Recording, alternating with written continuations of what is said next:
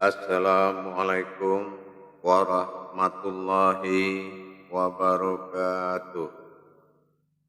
Alhamdulillah, alhamdulillahi rabbil alamin. Assalatu wassalamu ala asrafil anbiya'i wal mursalin, Sayyidina wa maulana Muhammadin. Asyhadu an la ilaha illallah wa asyhadu anna Muhammadar Rasulullah. Allahumma salli ala Sayyidina Muhammadun musyahabihil wal ikram, ya wal jalil wal ikram. Allahumma salli wa sallim wa barik wa karim azana bil karim. Ihdinil ladzi min jamalika wa innal ladzi fin jalalika wa innahu fin kitabika. Alhamdulillah,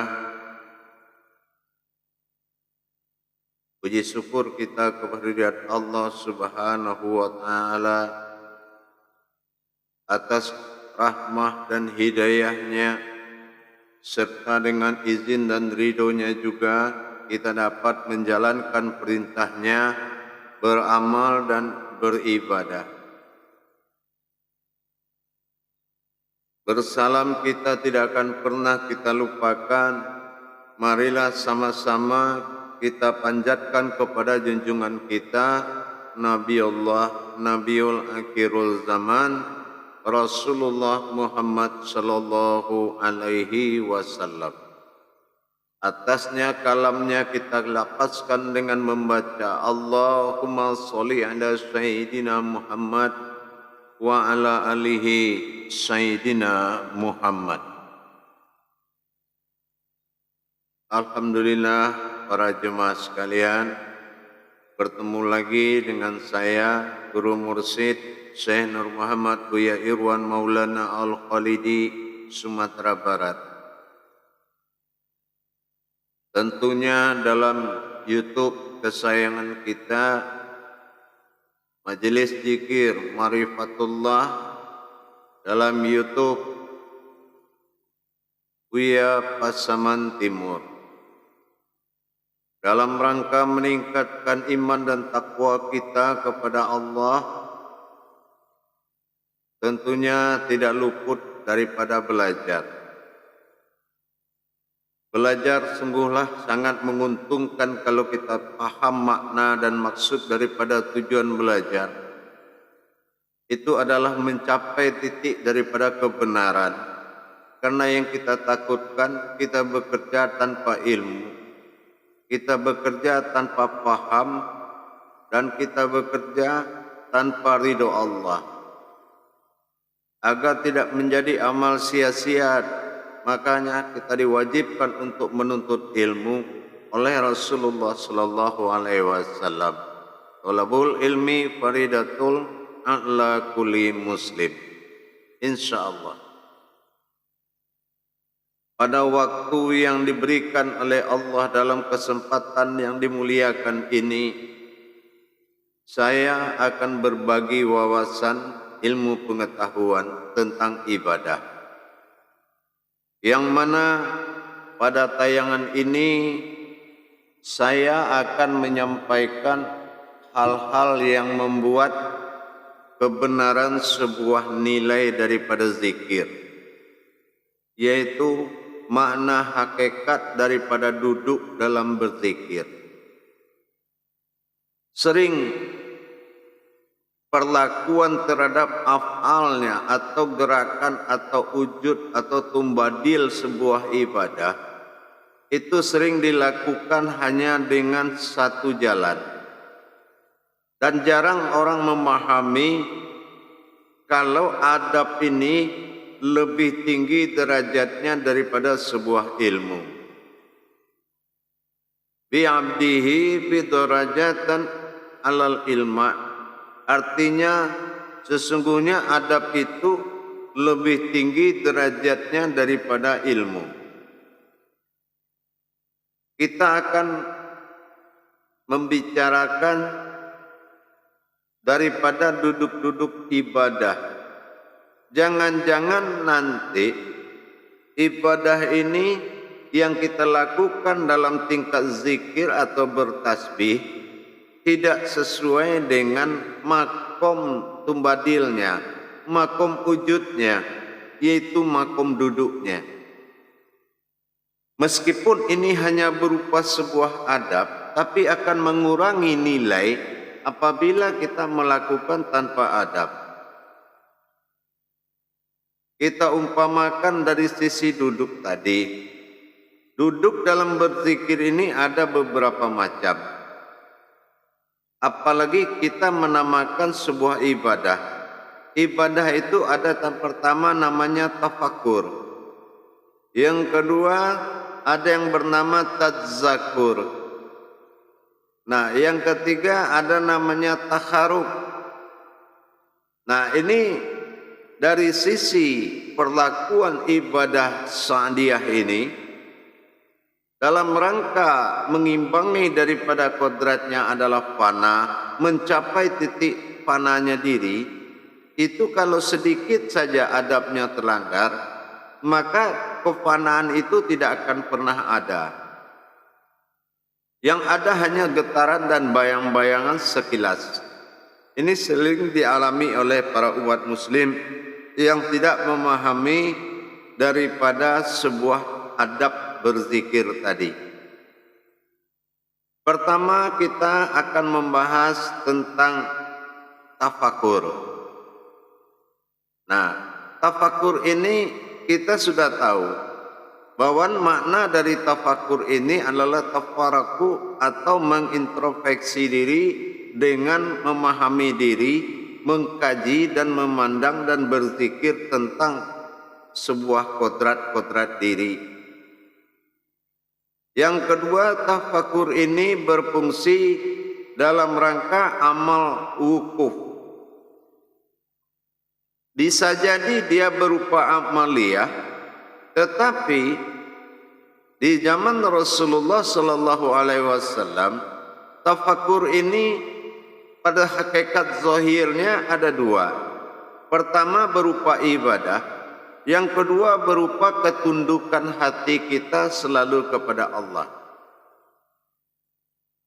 Hati yang tafarakullah wa tafaraku, bagaimana kita bisa tunduk kepada Allah tanpa beribadah. Nah, ini jatuh kepada sifat kodrat, yaitu hati yang selalu fuad kepada Allah.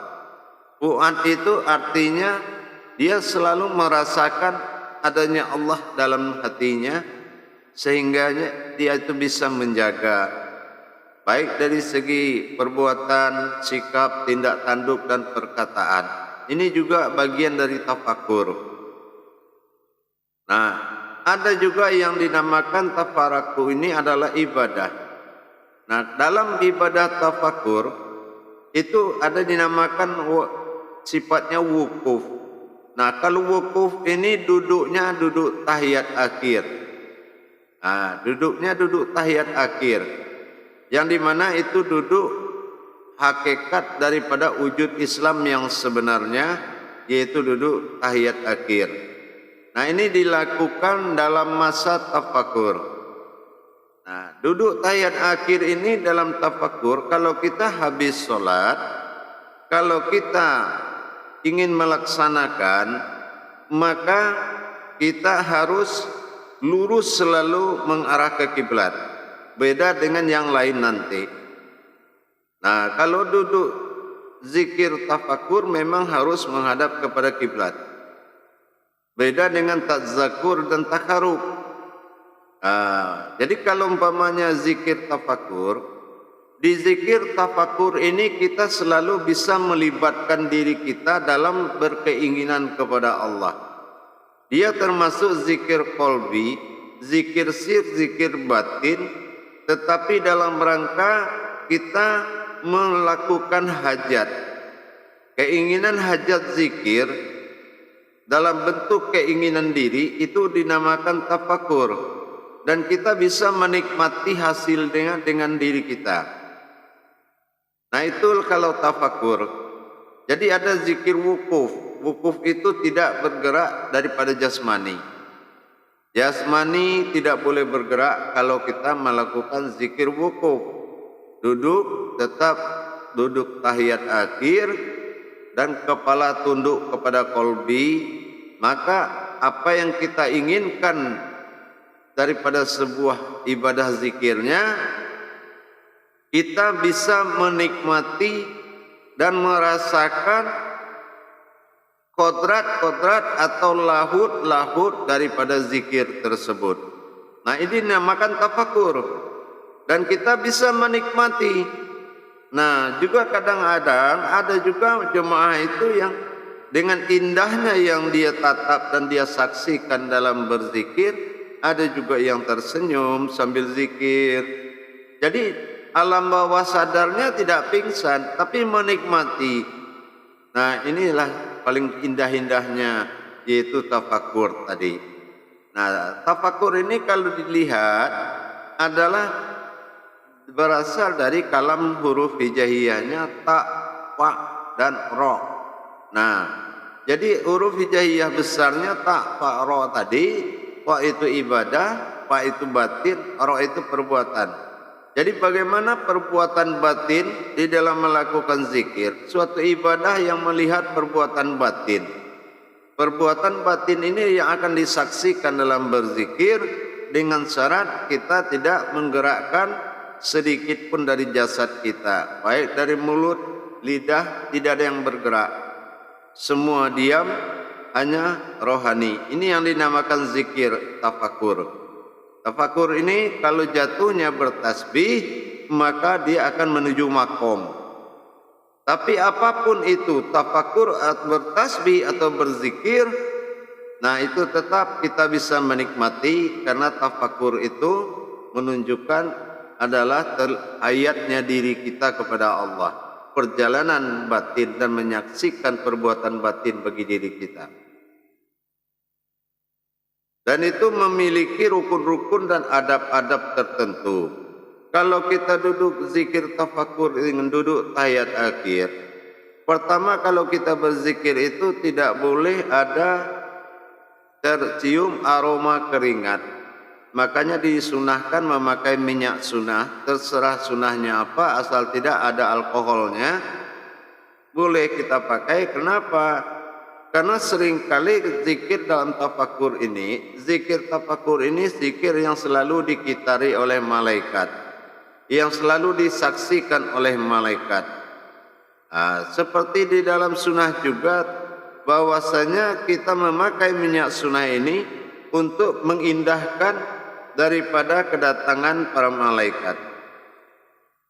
Apa manfaatnya minyak sunnah itu? Manfaatnya kalau umpamanya di dalam suatu waktu kita di luar sana tercium aroma daripada minyak wangi tersebut, maka sesungguhnya ada getaran malaikat yang mengikuti dan mendampingi kita. Nah kita akan selalu bermahabbah kepada sosok-sosok daripada utusan Allah, para malaikat-malaikat kesayangan Allah. Jadi itu jamaah sekalian, kita harus memahami banget akad-akad daripada adab berzikir tadi. Itu di sisi tafakur dengan duduk tahiyat akhir. Nah, yang kedua, ada ibadah zikir dinamakan tadzakur. Nah, tadzakur ini beda, duduknya juga beda. Duduk tadzakur ini duduk tahiyat awal. Nah, tafakur tadi duduknya tahiyat akhir. Tapi kalau tadzakur itu duduknya tahiyat awal. Nah, kaki ditekuk dua-duanya. Nah, ini tahiyat awal, duduk tadzakur namanya. Nah, kalau tadzakur itu suatu ibadah yang bersifat menyaksikan, yang dalam hal ini yaitu kita ingin mengambil suatu pelajaran, mengambil suatu ilmu dari sesuatu yang kita pelajari. Umpamanya kita ingin mendekati diri dengan zatnya Allah, mendekatkan diri dengan nurnya Allah, mendekatkan diri dengan batinnya Allah. Nah, dan mendapatkan petunjuk-petunjuk ilmu dari Allah, mendapatkan petunjuk-petunjuk daripada getaran wahyu, ilham, laduni, irhas, dan macam-macam petunjuk Allah. Nah, ini bersifat ma'rifat dalam makom tazzakur. Nah, kalau tafakur tadi, kalau tafakur yang dari awal, itu kalau dilihat hurufnya, itu berwujud seperti huruf mim. Jadi mim itu menekuk ke bawah, menekuk arah ke bawah. Nah, itu menunjukkan tafakur. Tapi kalau tazzakur, ini ibadahnya sangat kontennya dengan kuatnya dengan ma'rifat. Ini aplikasinya dengan ma'rifat yang kuat. Zikir-zikir yang bersifat ma'rifat itu dilakukan dengan tazzakur. Umpamanya zikir zat, ismu zat, ismu sifat, bisifat, zikir-zikir yang pengenalan batin, zikir-zikir maujud, zikir wujud. Hal-hal yang bersifat zikir-zikir ma'rifat itu dilakukan dengan tazzakur. Nah, bedanya kalau dengan tafakur kita bisa menikmati. Tapi kalau tazzakur itu gejolaknya itu hanya bisa disaksikan saja dan mendapatkan pemahaman dari pensaksian tadi dan mendapatkan pemahaman ilmu. Nah, inilah. Jadi wujudnya adalah sifatnya adalah ilmu, yaitu sifat yang mengambil suatu pelajaran. Ini ada di surat Al-Mu'min ayat 13. Bahwasanya di tazzakur itu adalah pengambilan sebuah pelajaran. Itu dari sisi tazzakur. Jadi kalau tazzakur itu kita tidak bisa melibatkan diri seperti tafakur tadi. Nah, kalau tazzakur itu kita sudah fokusnya seperti huruf waw. Nah, huruf waw. Kalau tafakur kan huruf mim. Kalau tazzakur itu seperti huruf waw. Begitu benar-benar tafakur banget. Benar-benar tunduk, betul-betul tunduk. Nah, ini sudah menunjukkan tingkat tazzakur itu sangat luar biasa. Sehingga kita benar-benar kusuk sampai-sampai kadang-kadang kita tidak sadarkan diri sudah menyentuh lantai kepala kita. Nah, ini tingkat tazzakur sebetulnya sudah masuk. Kalau tafakur bisa saja begitu, tetapi nilainya tafakur. Tetap kita menikmati. Tapi kalau tazzakur itu sudah tidak kuasa kita menikmati, cuma kita menyaksikan sehingga wujud ilmu lah bahasa yang akan kita terima, yang berupa ilmu dan makomnya itu ketinggiannya itu ma'rifat. Itu tazzakur harus melalui makom ma'rifat. Jadi tidak boleh dibalik. Nanti zikir-zikir ma'rifat kita pakai duduk tahiyat akhir atau tafakur. Nah, ini tidak bisa. Dari makom saja itu sudah bertentangan dengan kodrat zikirnya. Itu dari makom sudah bertentangan dengan kodrat zikir. Gitu jemaah. Jadi kita harus tahu batasannya. Kalau batasannya keluar dari hajat kita, yang tidak mengandung ma'rifat tapi murni beribadah, itu masuknya ke tafakur. Tapi kalau yang sifatnya sudah menyangkut kepada ilmu, ma'rifat, nah kalau sudah menyangkut kepada ma'rifat ibadahnya, itu dinamakan tazzakur. Nah, begitu. Jadi kalau tazzakur berujung kepada sebuah ma'rifat dalam bentuk sebuah ibadah. Nah, ibadah ini sudah menyangkut kepada sebuah, yaitu mengambil suatu pelajaran. Nah, kalau kita sudah mengambil satu pelajaran, itu kontaknya adalah zikirnya tadzakur. Nah, yang ketiga, ada duduk beribadah ini orang bilang itu bersila. Nah, sebetulnya itu bukan duduk bersila, itu namanya uzlah duduknya. Duduk uzlah itu dilaksanakan dalam bentuk ibadahnya takarub. Nah, kalau takarub itu tingkatannya adalah memanggil dan menghadirkan, memperjalankan intinya. Nah, ini dinamakan duduknya adalah bersila atau duduknya uzlah. Nah, duduk uzlah ini adalah orang yang memperjalankan, menghadirkan kodrat-kodrat ke dalam diri, dalam diri ke alam batin ke alam kolbi, naik sir kepada makni, itu semua memperjalankan dari markubah atau jantung masuk kolbi naik kepada makni yang berbentuk ibadah-ibadah tajalli, tazakur, menghadirkan. Nah, itu duduknya duduk daripada uzlah.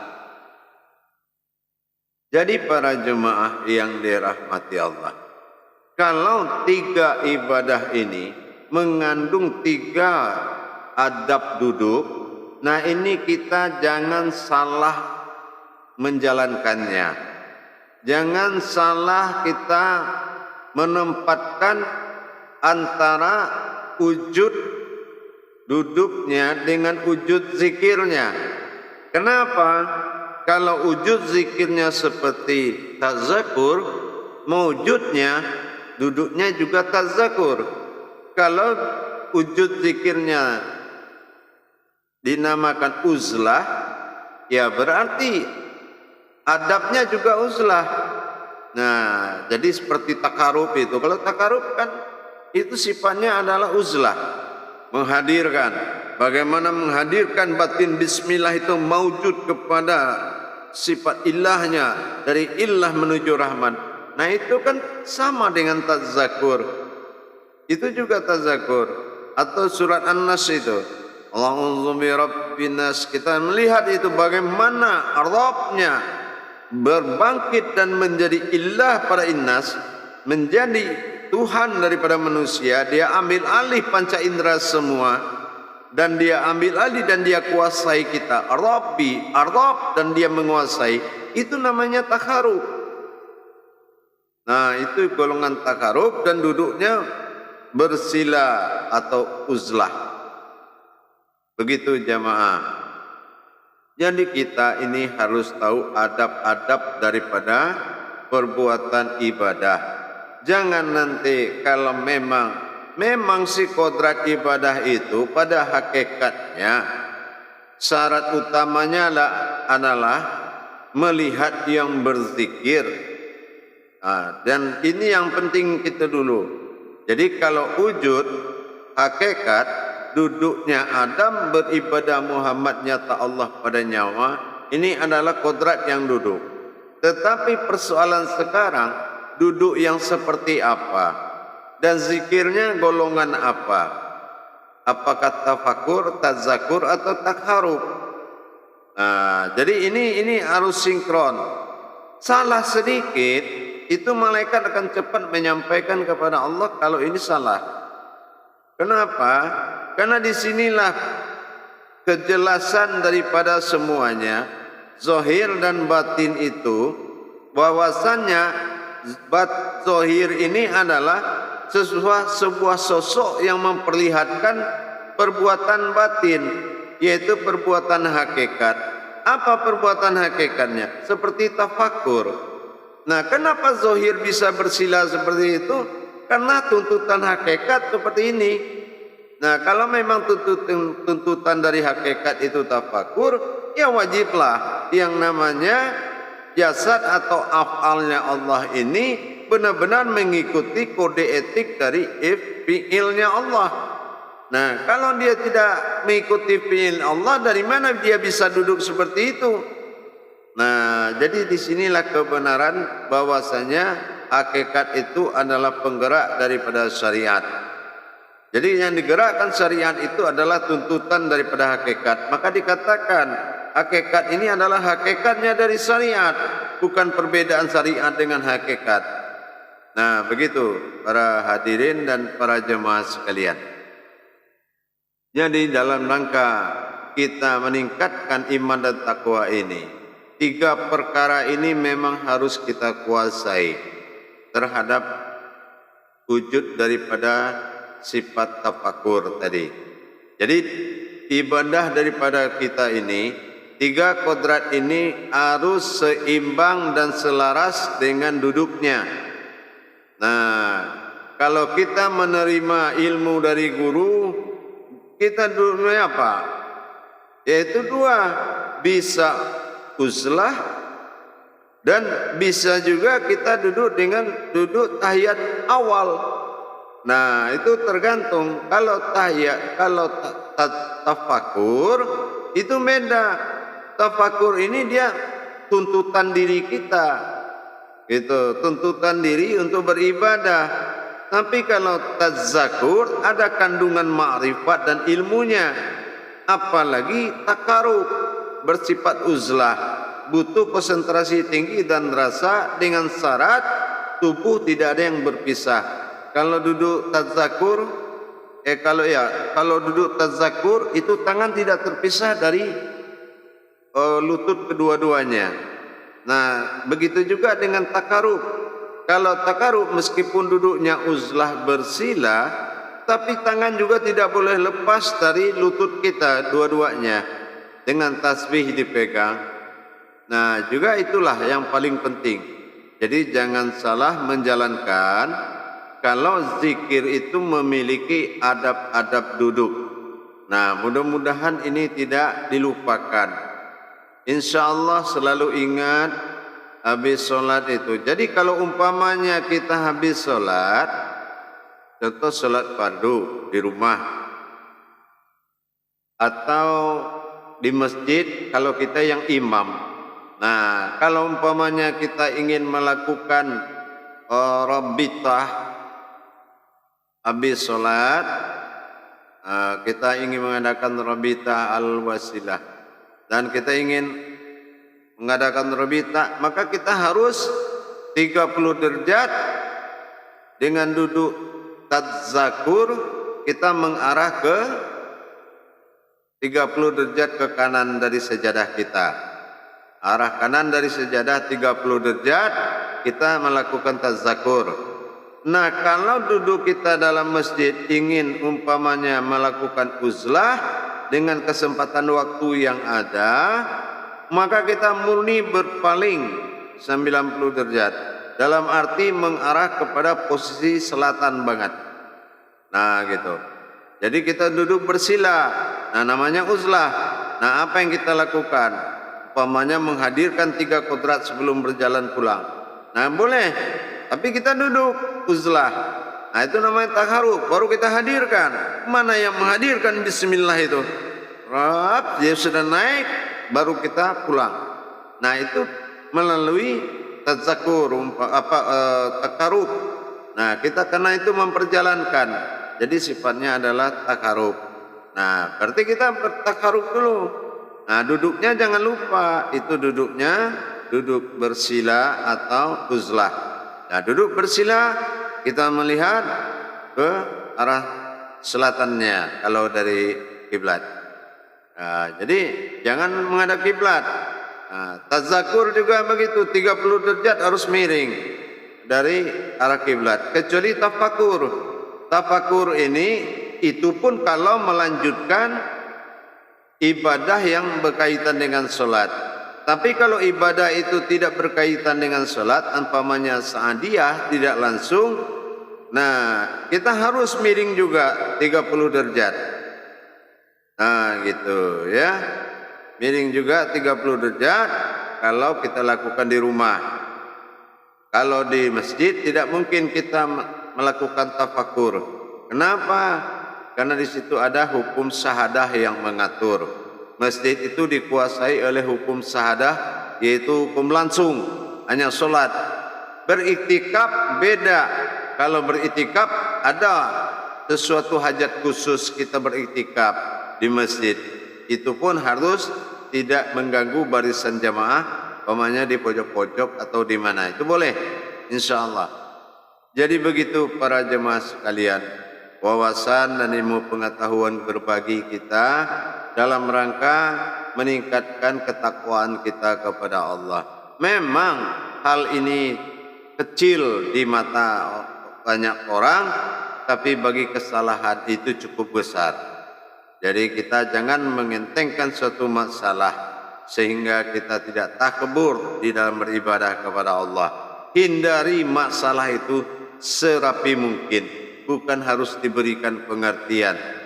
Begitulah para hadirin, para sahabat dan kerabatku, insyaallah pedoman daripada surat Al-Mu'min tadi ayat 13 bisa menjadi patokan bahwasanya bagaimanapun kita dalam mengambil pelajaran kepada Allah, tazakkur ini, tafakur dan takarub adalah ibadah yang sangat luar biasa. InsyaAllah mudah-mudahan selalu ingat dan selalu dibawa dalam beribadah. Yang penting kebenaran. Bidahlihi marifatul haq bil ilmi. Sesungguhnya dalilku, ilmu itu adalah kebenaran daripada sebuah dalilku. Mana kebenaran ilmu? Adalah dalil-dalilnya Allah. Apa yang dikatakan dalilnya Allah? Inilah ilmu-ilmu amal dan ibadah. InsyaAllah mudah-mudahan bermanfaat buat kita semua. Akhirul kalam wa billahi taufiq wal hidayah. Assalamualaikum warahmatullahi wabarakatuh.